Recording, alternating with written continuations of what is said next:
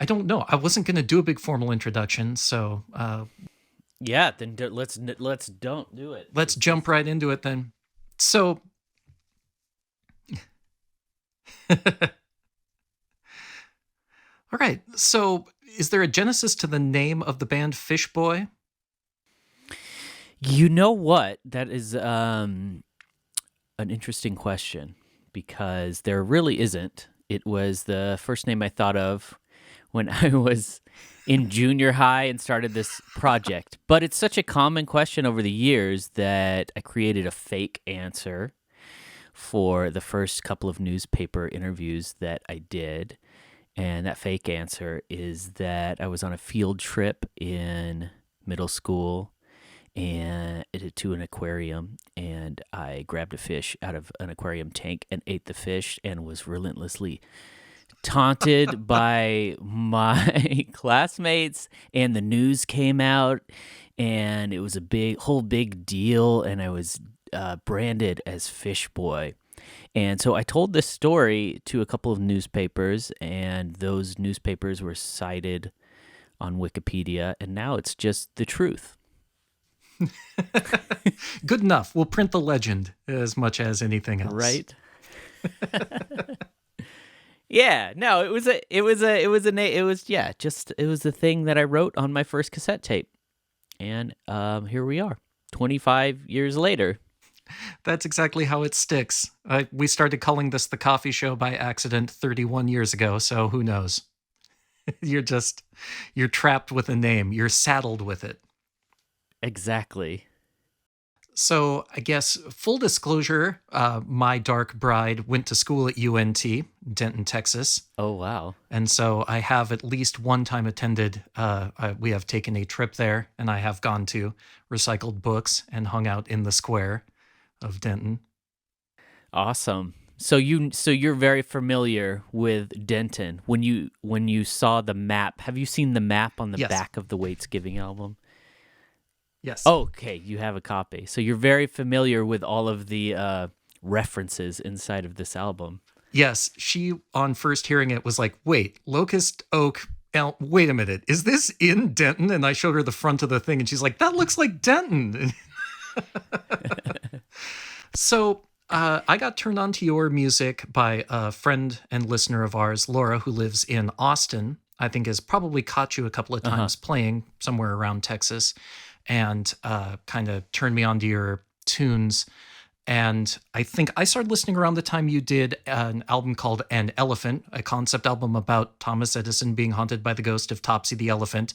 He electrocuted during the current wars with Tesla. Right. And I've gone on to collect. This is the sound of me holding them up. Most of your other albums. Let's see, I've got Nom. Awesome. Got Albatross. I have Classic Creeps, which are songs about people you either know or have encountered throughout your life and decided to write about them. Close. Oh, or people you've created whole cloth. The pictures are based on real people.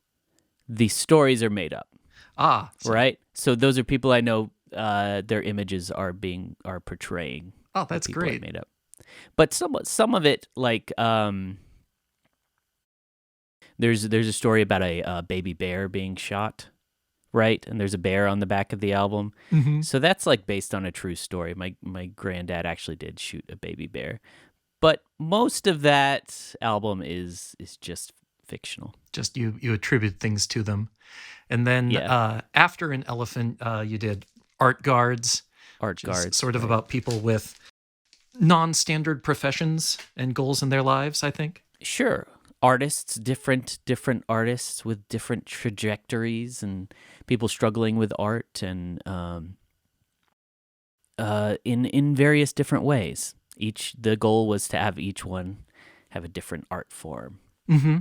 Yes. Yeah. From a fast food critic to a person who guards the art at the museum, per the title of the album. I love the lighting technician song in particular about the young woman who dreams to light concerts and plays. Right. And it culminates in a song that brings all of these characters together in one place. You Right. generally work in sort of concept albums, is that safe to say?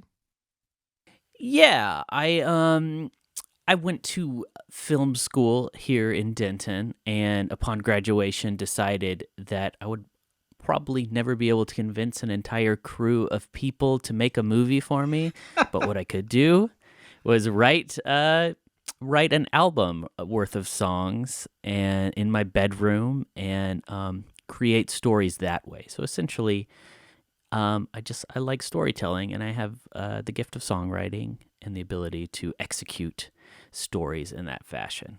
So, I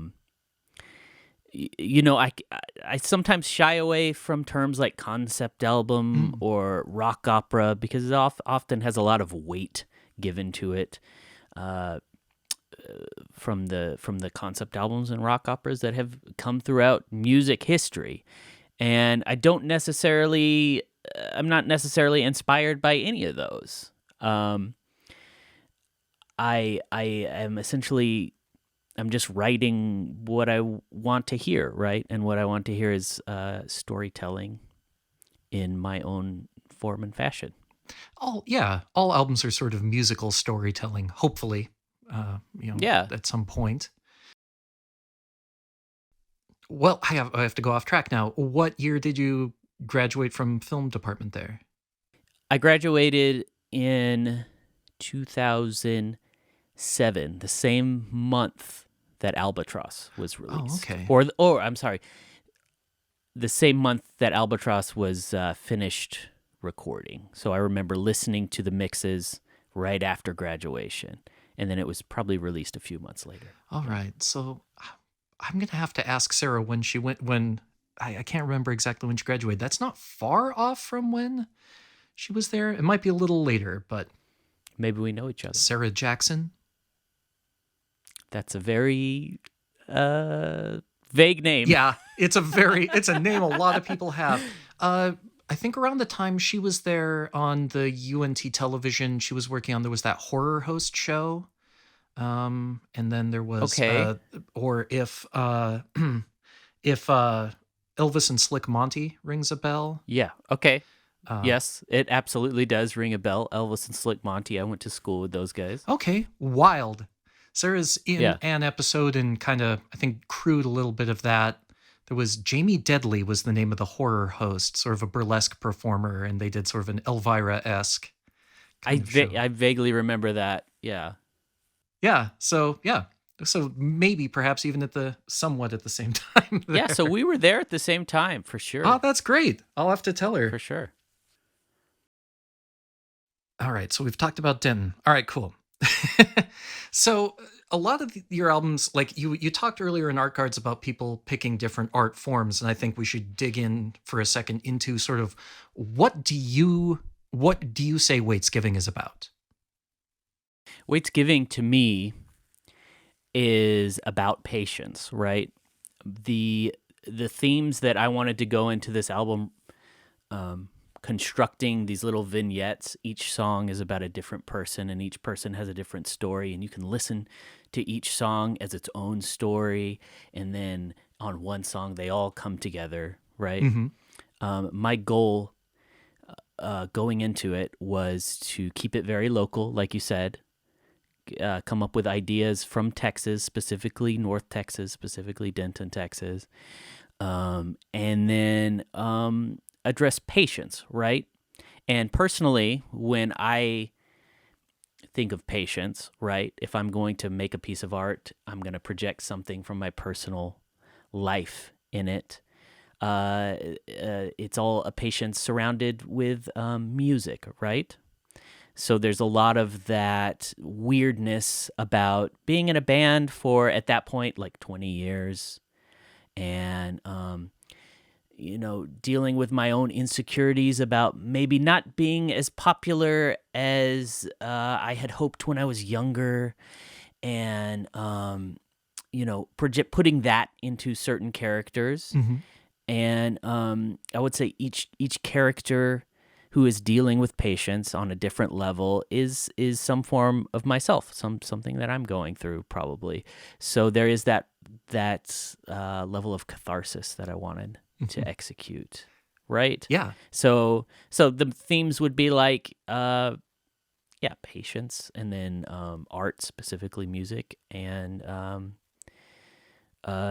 locally Texas based. Yeah, I guess broadly to explain for the listeners who are tuning in at some point to this interview, like the tale of the album to me is the story you're telling here is sort of three generations, a sort of band from the 70s that never quite broke at all like they wanted to, had achieved some local Right. fame and made some records, and then gone their separate ways, and then sort of two generations later, there's like a hint of the generation in between, I think, for some of the folks, and then sort of their grandchildren, and then these like very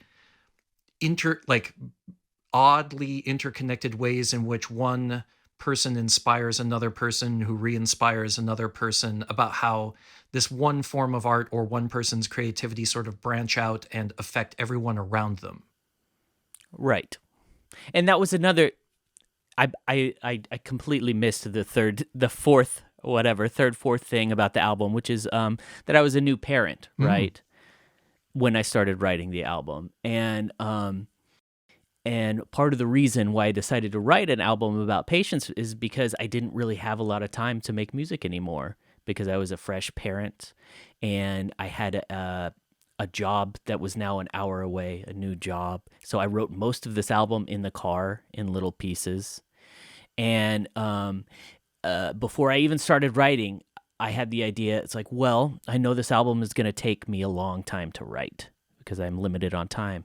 So let's just write an album about patience, and I'll announce it way ahead of time, and I'll tell people I'm writing an album called Waitsgiving, and you're going to have to wait for me to finish, which is appropriate because that's the theme, right? And so ultimately, there is a lot about that, a lot about parenthood, right? And the main character, or the character who ends up being the main character by the end of the album, we find out that he was a musical artist from the 70s, and he decided to give up music, and he decided to bury his last album because no one was listening to him. He decided to bury it in the ground, and he botches the plaque, the time capsule plaque, and it triggers this whole holiday called Waitsgiving. People are celebrating the mystery of this plaque and observing patience. And part of the inspiration for that would be, what if I gave up music? What if I was, existed in the 70s and gave up music, and then we caught up to myself now, right? Yeah. And I tried to put myself in that mentality. It's like, well, I would probably be very sad. I would probably try and get my album back. And ultimately, the message that I wanted to say was that this man who hid his music, who hid his art, who kind of convinced himself that he should not share his art and essentially share himself, that act of not sharing himself has as much effect on the city as it would have had he just shared it, right? Yeah. So there's a chain reaction of events where everything is connected, and it all kind of stems back to this guy's decision. Yeah, he buries his music under a plaque that just says wait, and then the birthday of his firstborn daughter, who finds it one day in the opening song. And then it turns into this holiday, May 17th, which I understand from other interviews is your birthday. Right. It's my birthday. And that was inspired because my daughter's birthday is on Thanksgiving. Oh, right? That's great. So that was the inspiration. And I was like, well, I can't actually put it on my real daughter's birthday because her birthday is Thanksgiving. I thought about another inspiration was that my wife and I, our birthdays are 2 days apart. So there's a day in the middle. She's a year older than me, minus 1 day. So there's a day in the middle we call Same Age Day, which is a fictional holiday that we have celebrated over the years. So that was the other inspiration for making a fictional holiday. And I couldn't put Waitsgiving on Same Age Day because that would ruin Same Age Day. And I didn't want to put it on her birthday, my wife's birthday, because that would ruin her birthday. So like, well, okay, let's put it on my birthday. And that also kind of worked out with the rhythm of the song, right? Yeah. The line is 17th of May is now a citywide holiday. I couldn't say 19th. I needed those 3 syllables. The 19th of December is now. Yeah. It gets much, the skinny doesn't work out. Right. And then, yes, this act of this musician hiding his music inspires this entire creative holiday that takes over Denton, where parades don't march. They sit in the shade and the traffic lights don't change. And he writes his last song as the theme for it, for his daughter, without telling her he is the impetus behind it. And then as the album goes along, him changing his mind, heading out with a grapefruit spoon, I guess the only implement he has available with which to dig, goes to try to reclaim his music. And that in turn inspires these other generations of the descendants of his bandmates who see him in this weird act that inspires a song that gets played on the radio that inspires another person. And this, like, for me personally, like I said, I've listened to and enjoyed your music for many years here. I've loved playing it on the radio. And this album, when it first came out, like I had heard like snippet songs. And then when I finally listened to the project as a whole, like it has become one of my favorite records of all time. It's such a profound, to me, statement with a thing I struggle with as a writer and a creative person about the reason to do anything creative. You have so many songs that meditate on lines like, if no one's listening, that just means you can sing as loud as you want. What is there a reason to do something even if nobody cares? Not just that you have to have patience to have an impact, but also that, there is value in it. And the small infinitesimal, almost, if you didn't knit them together in this story, the ways in which other people influence and inspire each other, that they maybe are not even conscious of. The snow cone creator hears the song on the radio about the guy digging with a grapefruit spoon, which was written by the waitress who works at I assume recycled books. Right. That the great, that these things come together, and that we're never even sure about the impact we sort of have on the people around us. That it was such a profound idea to me, because you can get so caught up in this idea of, well, I would like a million spins on YouTube or whatever the heck, Gen Z does these days. That you want to be, TikTok famous or touring the world, and, playing giant concert venues. But there always has to be that spark of why you want to create something, why you want to express yourself and find a value in that, absent of the responses of others.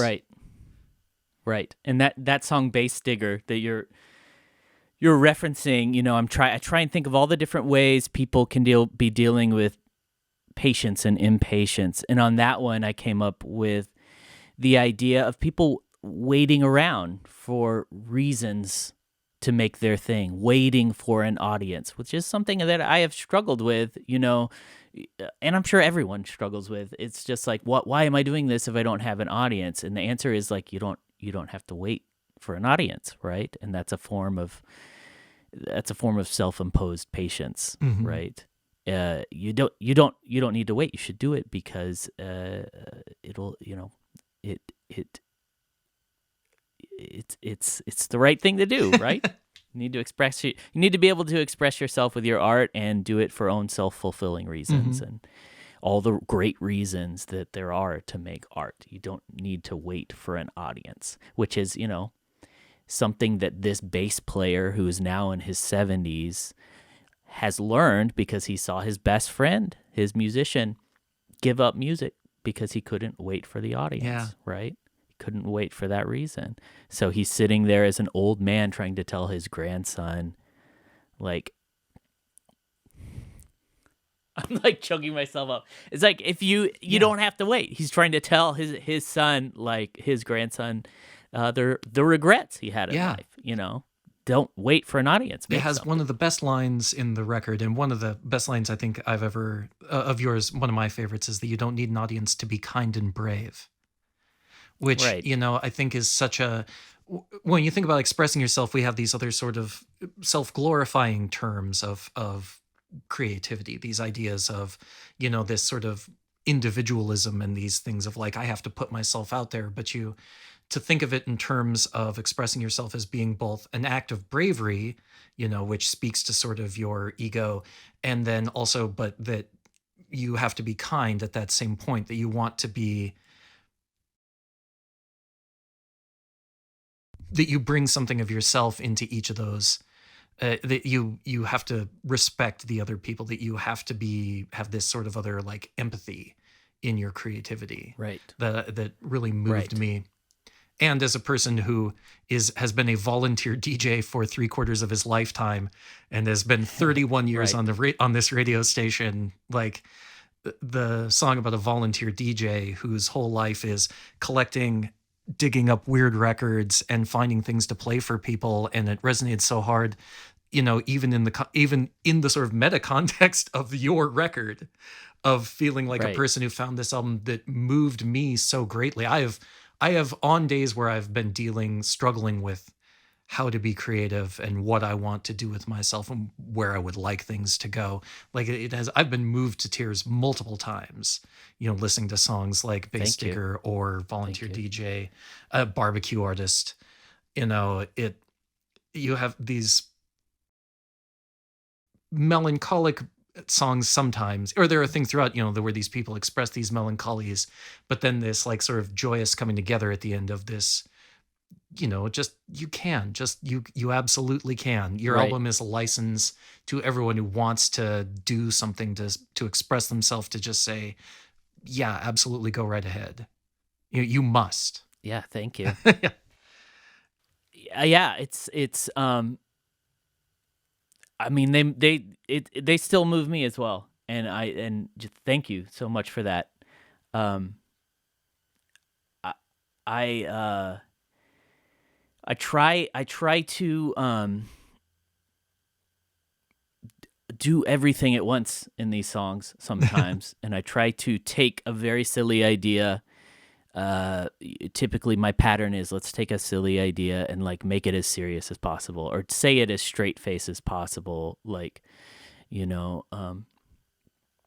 and then I reach that kind of combination. And I also try and not be as I try and not spell it out. I try and have every song have two perspectives, right?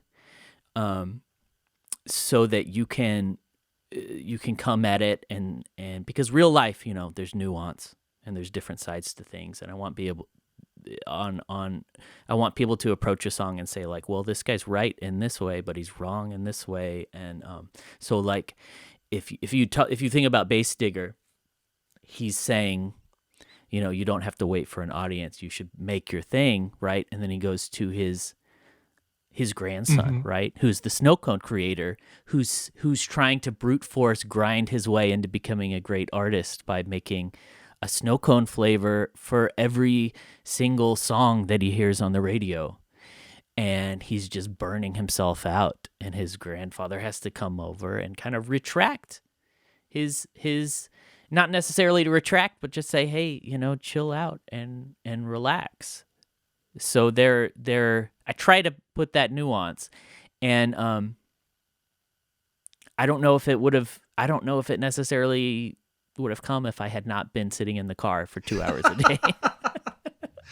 Well, yeah. Sorry, I wanted to dig into some of the heavier issues because I don't know if Zoom's going to boot us. I think we can get around their timing thing, but I also don't know what your schedule is like here. I'm good. I can talk for however long, and if we need to switch to something else, we wonderful. can do that. So earlier you talked about sort of the album being about patience, and I love what I see as small musical touches.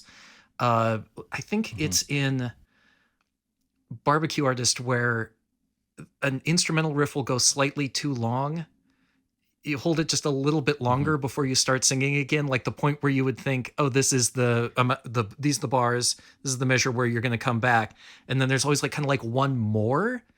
I think that Right. occurs in a couple of songs on the record where you hold just like a little bit longer. You're extending the sort of like musical patience before the thought comes in.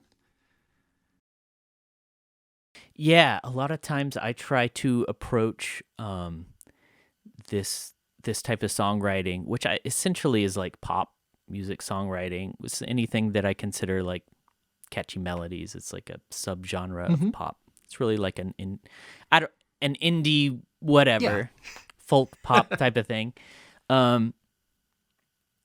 Essentially, how I try to approach songwriting is like setting up an expectation, and on the first listen, subverting that expectation to where something catches you off guard and you think, well, that's interesting. And then by maybe the third listen, you're like, well, of course, that's how it should go, you know? Of course, I wouldn't have it any other way. And I think to me, that's like perfect Mm-hmm. songwriting. Perfect songwriting is where I'm surprised by it the first couple times, and then I cannot hear it any other Yeah. way. There's a sequence in Snow Cone Creator where, as he is making a flavor for each song he hears on this radio station, you have him reference the songs through like these oblique takes on the lyrics. I was Right. listening to the local station when the singer Right. he asked if it might be much nicer to be older. You know, which is Right. Wouldn't it yeah, be by nice? the Beach Right. Boys, and you just so don't put a fine point on it, and it makes it feel like he, and therefore you by extension, you probably have, and therefore he by your creation have like really dug into what the songs are about. The singer Right. asked if we could shout a little louder. Right. Which Isley is Brothers. Shout by the Isley Yeah. Brothers, right? And I actually like never. A weird coincidence about that is that I never heard. Well, let me roll back a little bit. I wrote that line like years before I had that song, right? And I would perform that line, that first line, the first line to Snow Cone Creator, which is, I was listening. It's like I was listening to the local station when a singer he asked if we could try and shout a little louder. Yeah. Right, just that part.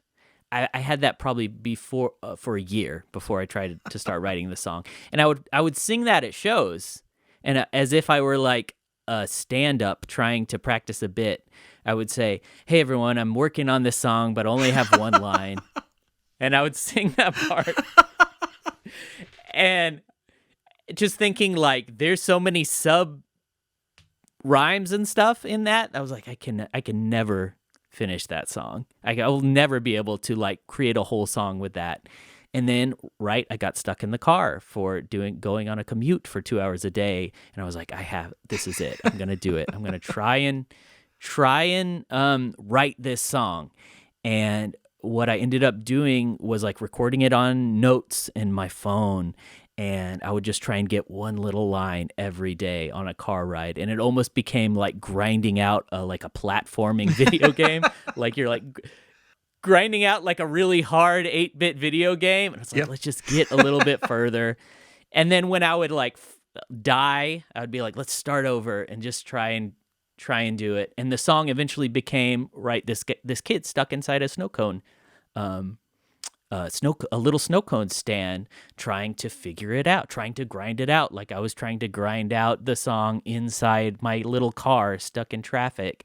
And so, the song goes on, and it has that very like overly wordy, very fast thing. And when you get to the chorus, I'm just exhausted, right? And the chorus is just, oh my God, I lost my train of thought, Yeah. right? And that was very natural because I was grinding out the lyrics just like this kid was grinding out. So it became this very like very coincidental, very situational thing where one thing was infected by the writing, was infected by the situation, and vice versa. And when I got to that section where I was like, okay, he needs to start referencing the songs and the flavors that he's making, then I'm like, I don't want to just say the song. I want to like kind of reference it so the people have to figure out what song I'm talking about. So I say a submarine tune, banana pineapple, right? Which is like, oh, yellow submarine, yellow fruits, got it. And then I say Sleepy Jean, coffee dreamsicle, and it's like, oh, that's the Monkees, right? It's Daydream Believer. Anyway, the end of the story. Waitsgiving comes out. I realized where I was going with this. Waitsgiving comes out, and it's like inauguration day. I'm at work. I get into my car. I turn on Kuzu 92.9, which is the 5 Mile radio station that inspired the 5 Mile radio station in the album, right? I turn it on. Isley Brothers Shout right after I watched the Biden inauguration. And I was like, this is the first time I've ever heard this on the local radio station. I manifested this moment. And like, no one else will appreciate this.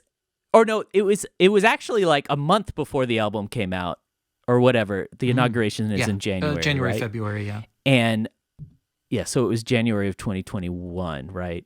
So I tweeted out, I just manifested something insane. No one will understand it if I explain it now. And then you went and got a snow cone, I assume?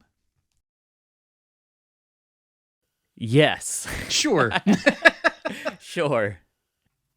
Well, I wanted to hit kind of the big things in case we ran out of time. I wasn't sure about your schedule, so we really dug into the philosophical heaviness at the start there. Yeah, I'm keeping an eyeball on my DMs.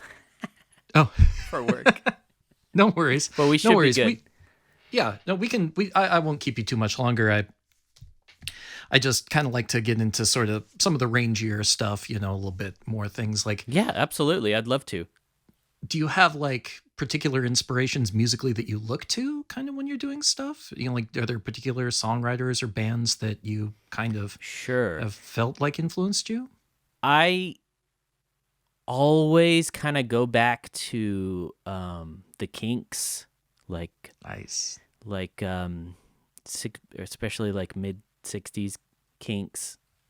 I always like forget about them, and then I rediscover them, and then I come back and I'm like, I love that they can make these little story songs that just are they work front to back, in one song.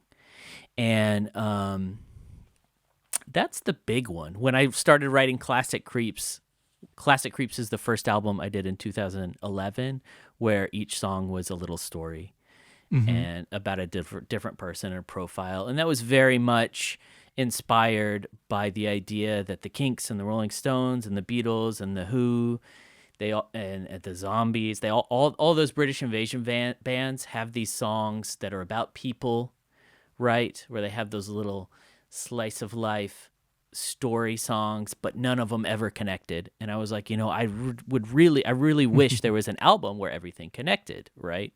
So if I'm following the rule of write what you would like to see, then that's what I was going to do.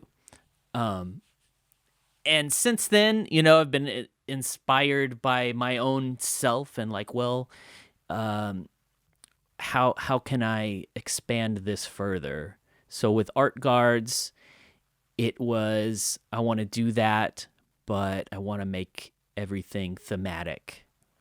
And I want to make it deal with people struggling with art and the relationship with art.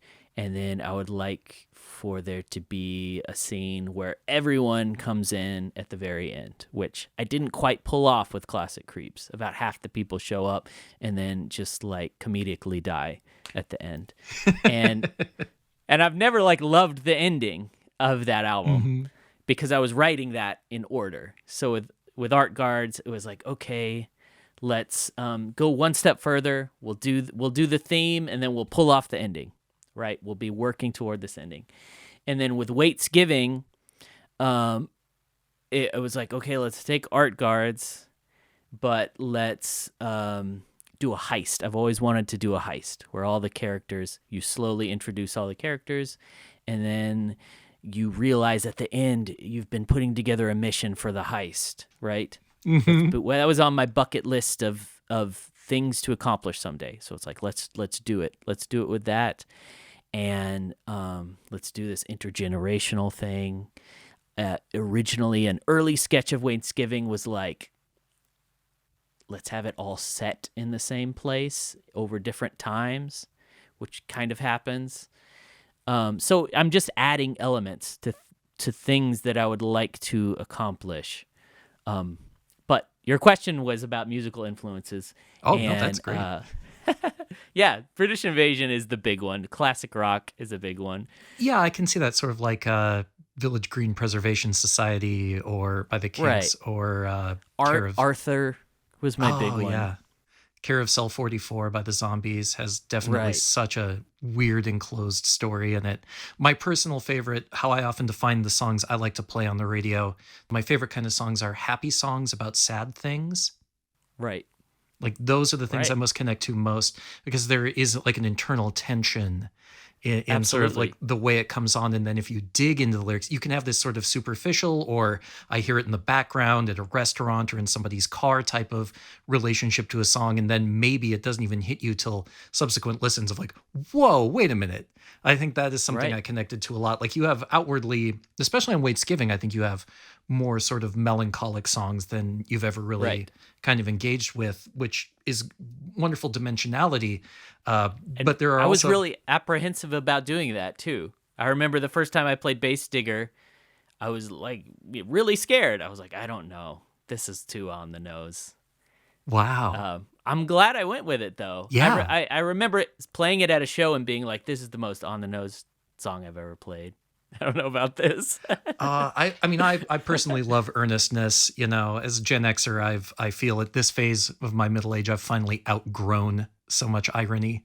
You know, Yeah. I like the moment in Barbecue Artist where the shack burns down due to a fire set by some type of drummer who, you Right. know, like that comes the album, which was the last interconnection I figured out. I think it took me about 4 or 5 listens to finally nail that one. But the shack Which burns is a down. common thing, by the way. Drummers being crazy? Yes, I know. No, barbecue shacks burning down. That Oh, happened.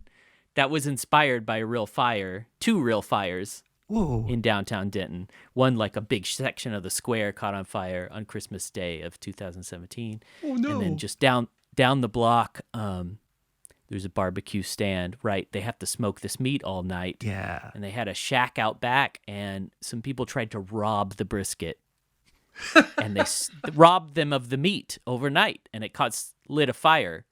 So those two things, I was like, yeah, let's Meat these things heist. happening in Denton. Let's get inspired by that.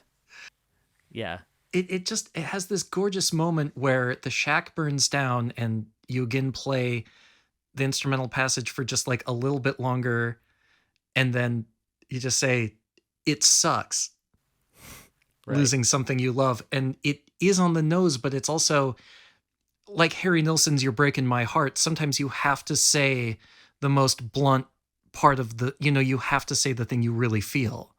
Like right, it was so like it's so exactly right. You don't try to over poeticize it. I love that there's just this like long beat, and these guys just like, it sucks.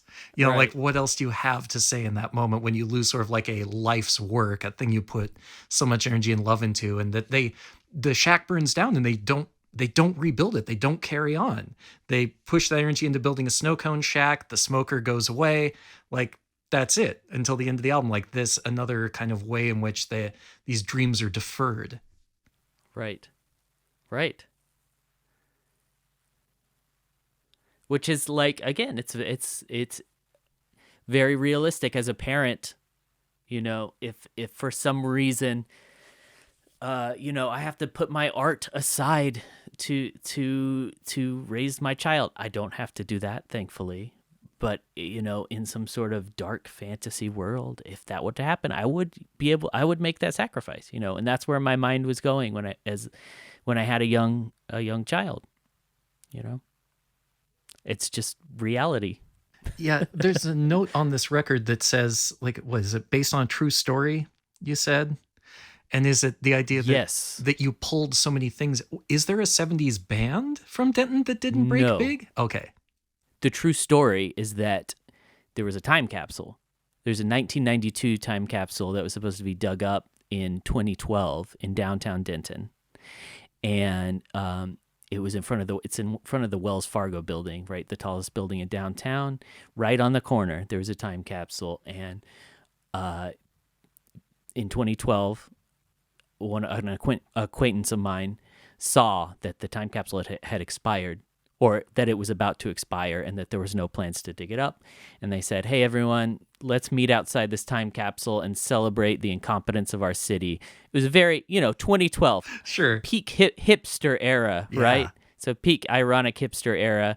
So for 2 years, people would gather around and be like, oh, look at our city. Our city can't unearth this time capsule. And they invited me to play the last one. And so I just got with an acoustic guitar and played the last celebration of that. And then the Wells Fargo got wind of it, and they were like, yeah, we can't have people making fun of us. We're just going to dig it up in the middle of the night. So in the album Waitsgiving, there is like a photoshopped version of that time capsule to fit my lyrics. Right? Yeah. So that's where it was based on the true story. And like, yeah. Amazing. The band stuff, that's inspired by all the local bands I love that I moved to Denton for, and why I moved here and started making music. There's so many unsung, fantastic bands that, I discovered in a local record store that I would consider some of my favorite bands ever, that I would,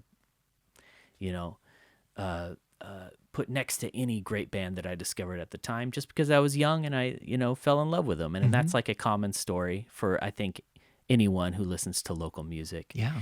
And, it's partly inspired by that and partly inspired by my fans, right, who treat Fishboy that way, who I love. And so part of the album is like a message to those people, right? At the very end of the album, I say, the last line is, what is it? It's someday you'll find the best songs of all time. May they be priceless and worthless like all the best things, right? And that's how I feel about my favorite music, and that's how I feel about the music I make, It's this weird relationship, right? Yeah, it's that thing in which that art is simultaneously sort of the most important thing and the least important thing.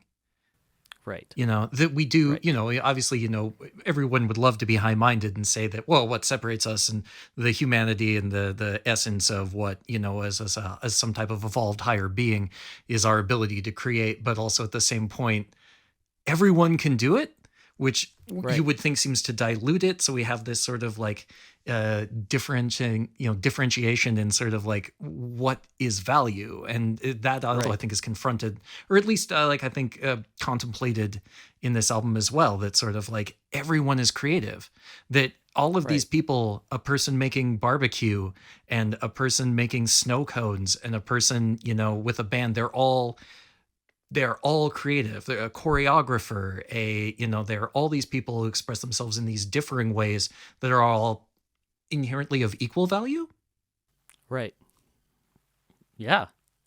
It's a weird, I could go crazy wrapping my head around that, the value and importance of art, and yet it's everywhere, and there's too much of it at the same time.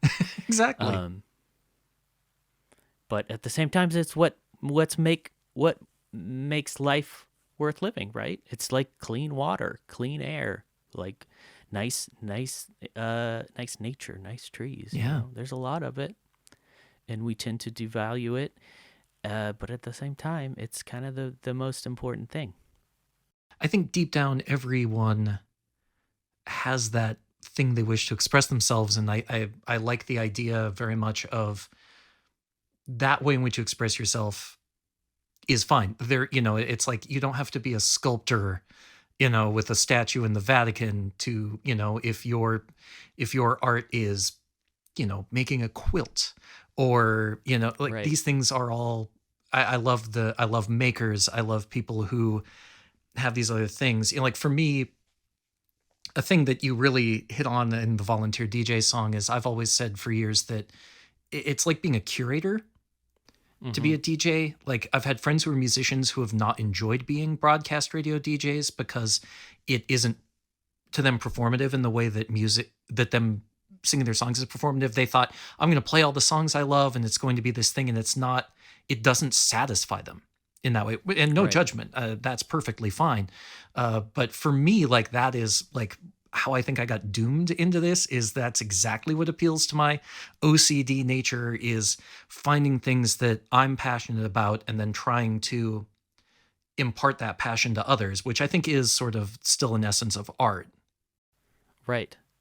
And a big part of it is the hunt, right? Yeah. It's finding that next thing, and it's being able to hear everything and having the knowledge of all that stuff and finding the next great thing.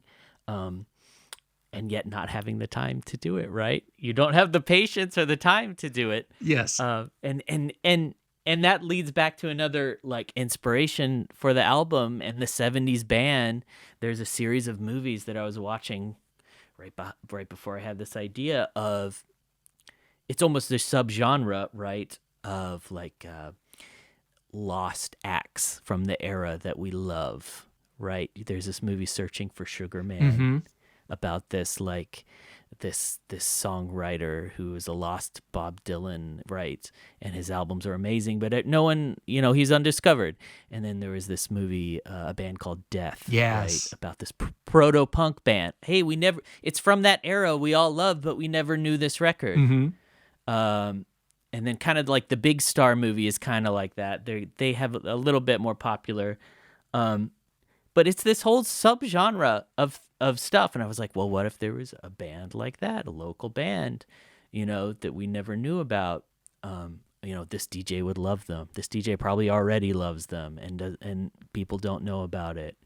And I know, like, from my era, like I said, plenty of local bands that are just waiting to have a second wind. Oh, yeah. The number of, even in Montana, you know, a place that has spawned one or two notable bands over the years. But in terms of the 50 states, even our per capita population, you know, we're not exactly regarded as a hotspot of live music. But the Right. number of local talented people that I know and have known, you know, that are like, there's just 2 or 3 butterfly wing flaps that they're Right. not, you know, college radio famous, or, you know, one Right. weird hit single in the 1980s on MTV type stuff.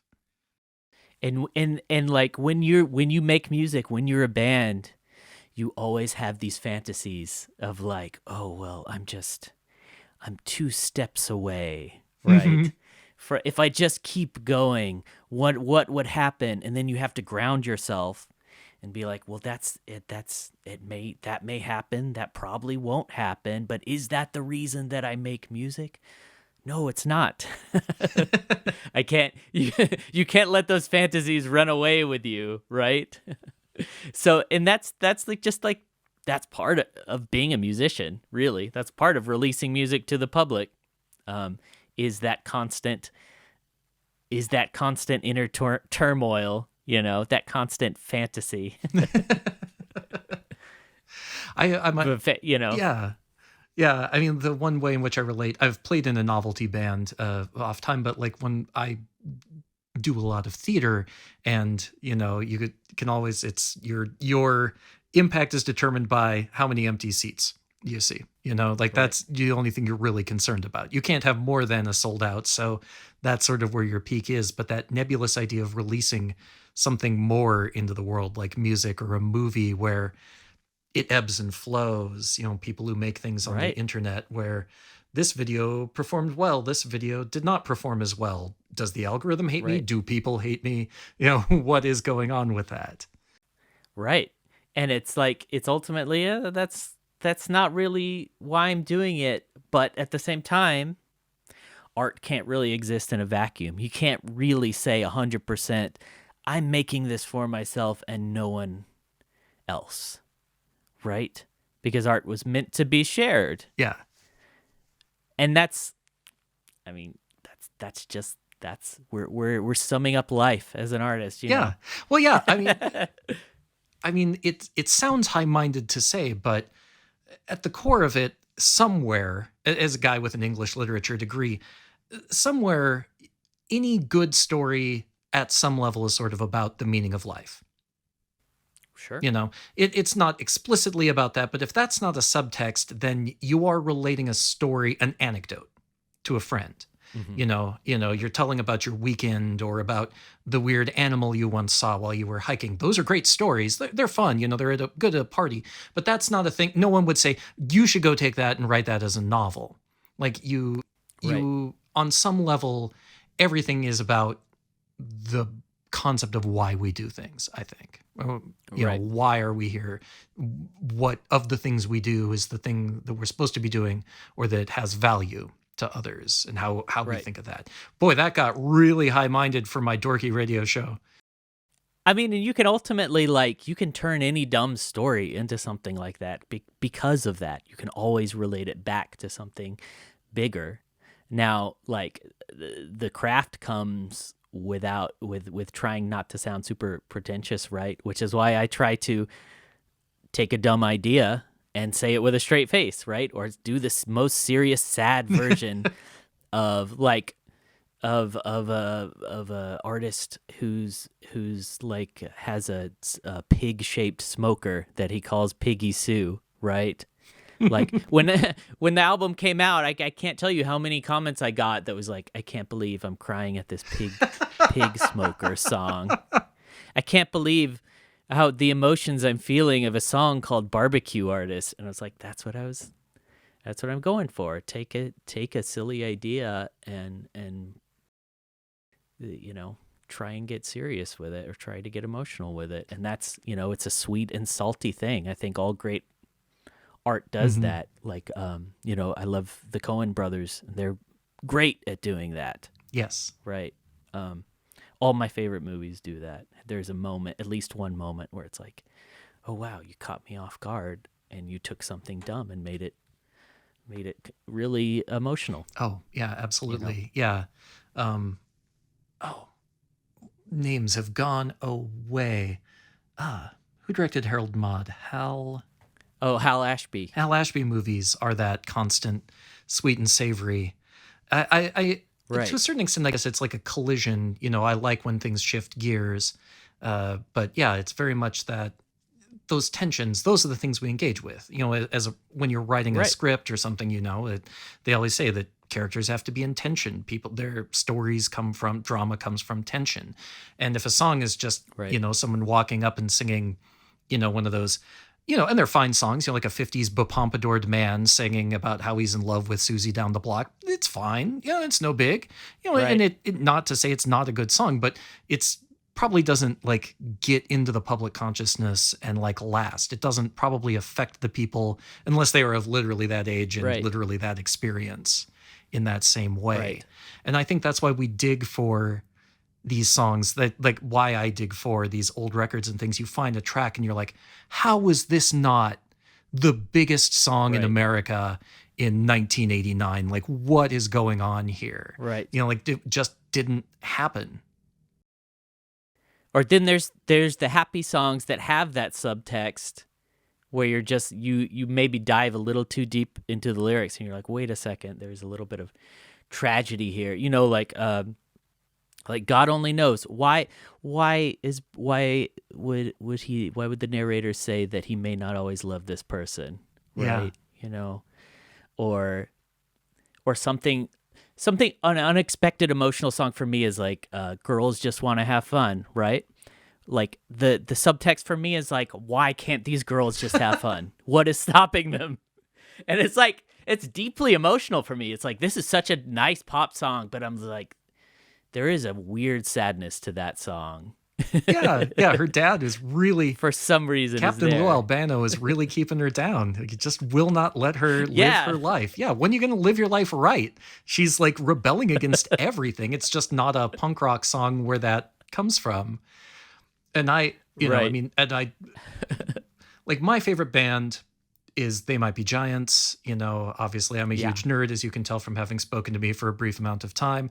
And, their songs often have these very sinister sort of undertones underneath very catchy melodies, but in this very like Right. odd erudite way that I connected with a little bit of your music as well. Not that I think necessarily they were an influence, but that like those are similar types of strategies in songwriting, I Right. think. Well, my friend Ryan on the internet was talking on a live stream about, the subtext of that song "Dr. Worm" by They Might Be Giants. How being in a band, you want to present yourself as this thing, and this literal worm, right? As like trying to pretend that he's this doctor, and he wants to show off on the drums. And there's all of this like deeply real subtext to this very silly song. Yes. And he says like the line is like, someday someone will call me by my stage name, right? So at the end of the song, it's like no one is even calling you Dr. Worm. Yes. Dude, like you, this whole song was a front for you to try and convince people to show it. off, be this expert drummer. And I know I'm reading like a ton into this, but that's what like a very simple line can do, and that's what they achieved. He's also there. a worm. Like He's also a literal the drums worm. are the least likely instrument for a worm to have any type of mastery at. So it doesn't even like, Right. he's not Dr. Cougar, who would probably be great on the drums if he can figure out how to get his paws around the drumsticks. It's just this, it's like the least likely. If you played the clarinet, it would make sense. Right. But he somehow pulled it off. He can do the solo. And he wants people to know, he wants people to tell him if they think he's getting better on the drums.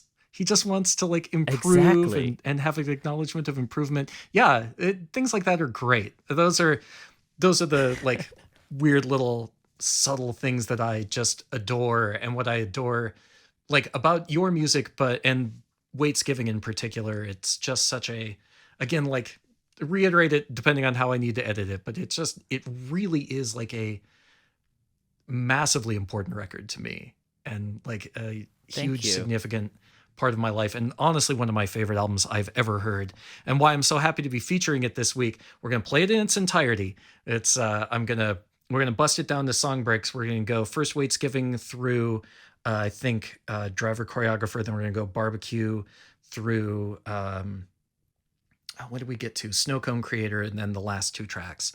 Then we'll close with Volunteer DJ is sort of how I'm going to break it up, because we have to thank underwriters and drop in cuts.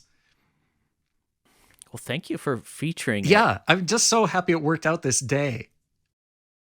It's something, and I don't know if I said this online, but it's like, it's something I'm glad that I made some sort of yearly event for it, right? Because that was kind of the thought when I wrote that first song, was I'm going to put a real date, and then I'll have a reason to post something when the date comes around. And then because the album was released before shows came back in the pandemic, right? By the way, this whole album was recorded at home in the pandemic.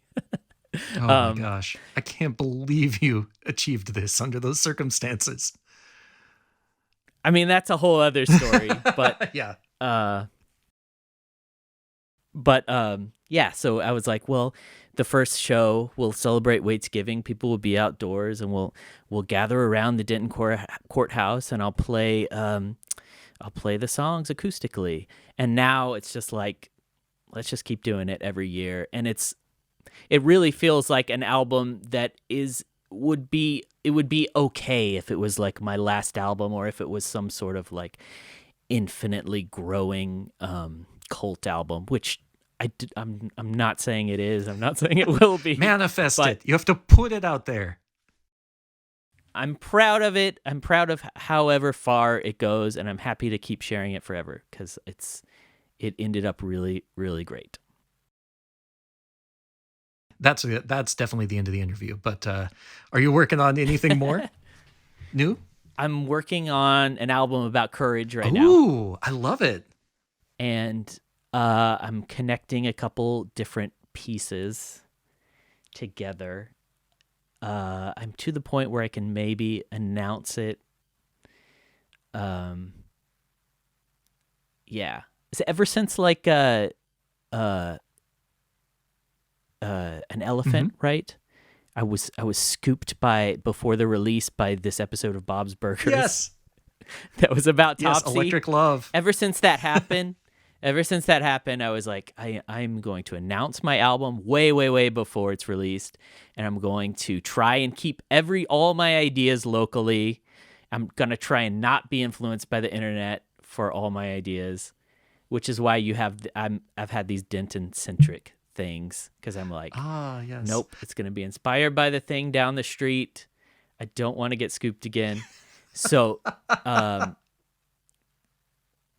next album's gonna take place. It's in a neighborhood like my neighborhood, and it's gonna be about courage and another Denton type of thing. It's probably gonna be like a bookend to Art Guard's Waitsgiving, and then this Wonderful. one. I think it's gonna be called Bravest Neighbors. There's a lot of neighborhood stuff. Yeah, I'm a couple songs done, a couple half songs. I kind of finish a song, and then I go back and adjust the songs if I need to like add more references to other songs. Nice. Yeah. That is great. And your favorite cheese? My favorite cheese, I like a sharp cheddar. Nice. Love a sharp cheddar. Wonderful. All right. If folks want to check you out more, I highly recommend going to your Bandcamp. Of course, the name of the band is Fishboy. Yeah. Any other places? Yofishboy.com? I think I have Yo Fishboy everywhere on the internet. Fishboy is always taken. Yes. By the time I catch on to any site, Fishboy is always taken, so I always get Yo Fishboy. It's good to have a brand. If you search for Fishboy, I will be the first thing to come up. Anyway. I assume that is true. Thank you so much for talking to me today, Eric. It's been an absolute pleasure. Yeah, thank you for having me. It was really fun talking to you.